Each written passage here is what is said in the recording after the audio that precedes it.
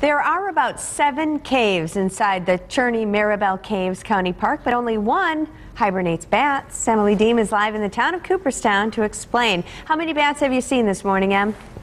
Rachel, I have only seen about 3 bats this morning, which I think is a pretty good number because there are more than about 100 bats that hibernate here in the wintertime. So 3, I think that's a pretty good number. We are in the New Hope Cave out here at the Maribel Caves. We are in the West Passage.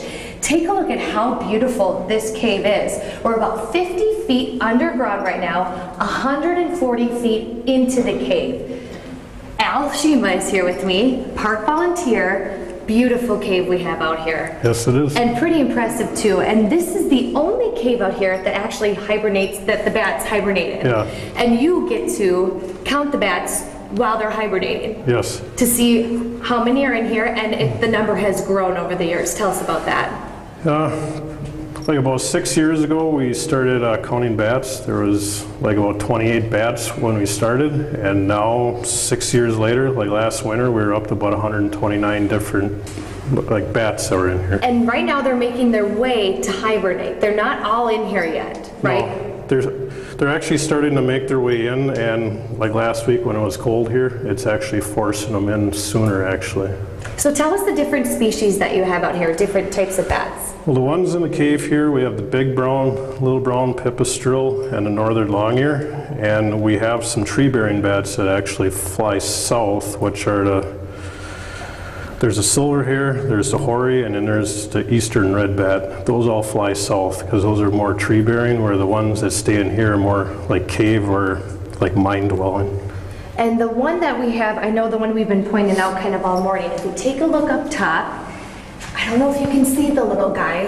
Al, if we can maybe shine another light on him. He's up there taking a little snooze, right? Yeah, he's just in here right now. They're first coming in, and after a while they'll move to the Halloween room, and that's kind of their end of the stay, and then they stay there till spring, and then they fly out again. Okay, and so they're going to be making their way in, and how do they get into the cave?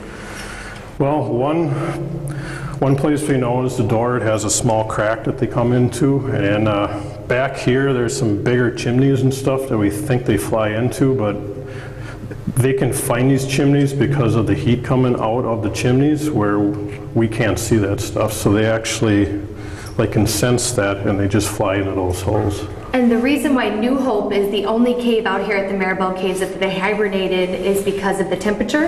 Yeah, this cave now, after 6 years, when I first started, was actually like a dead cave. It was almost like there was no climate in here, and as we've been digging now, it actually holds a constant temperature, like 45 degrees year-round and 100% humidity.